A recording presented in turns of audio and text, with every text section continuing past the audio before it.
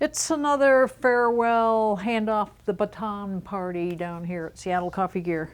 The Incanto line of machines that Saeco made, they were around for numerous years, and really there was lots of different models. This happens to be the Rapid Steam. This was the low end of the Incanto, where they had one with a digital readout. They had the Incanto Cirrus, which was the absolute highest end machine that would compare with the Excelsis today.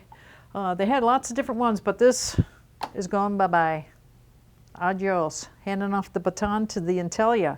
The Intelia, for feature, this machine versus this one, very similar. 2 programmable buttons over here. Bypass doser right up in here, where you could use a pre-ground cup of coffee or a scoop of coffee. This one has the bypass doser right here. The water tank on this model was in the back. 68 ounces of water. That's a big tank. 10 ounces of beans up here. 10 ounces of beans on this one. 50 ounces of water on this. So this is, you know, about 16, 17 ounces less water. Right here on the side.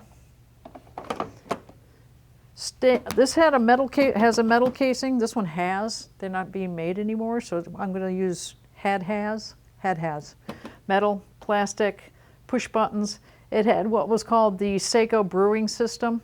If as you're brewing you want more or less crema, you would switch this. Everybody wants crema. And you could noticeably see the difference when you did it, when it was brewing too. The spouts on this, this comes off. You could put a really tall cup under here, a Go cup. This machine, the spout goes up and down. It is not removable. This one, if you put this back on, it diverts down into 2, and this one up and down like that. Panarello steaming system, which is pretty foolproof. This has the Cappuccino Tori, so that's a little bit different, although this does come in a different model that has black case with a Panarello on it as well, so that would be comparable. Digital readout, no digital readout. Active cup warmer. This is hot up here. You could turn that off. Yeah, a sequence of buttons, you could actually turn it off. It has an electric coil up in here that's heating this up. This is just a passive one that works off of the heat from the boiler. Bigger surface for putting your cups on, I would say. This is where the beans go in this machine.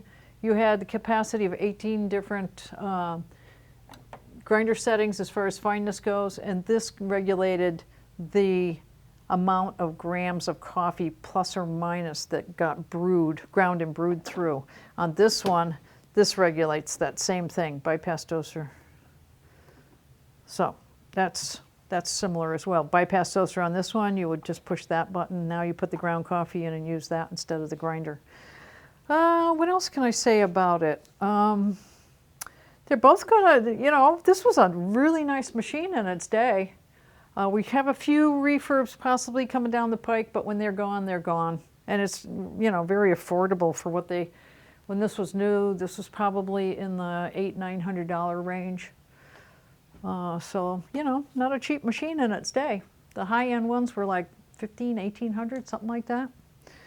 But we're handing off the baton to the new kid on the block, and we're quite happy to have the Intelia. I think it's a nice looking machine. I actually like the looks of this better than the Incantos because of the brushed stainless. I think it's nice in the curvature to it. I like that, and the digital readout. So this is the new kid on the block. This one's getting retired to, I think, somewhere down Mexico City, somewhere Acapulco, sitting on the beach. Don't know, but hope it has a good life. Thanks a lot for watching.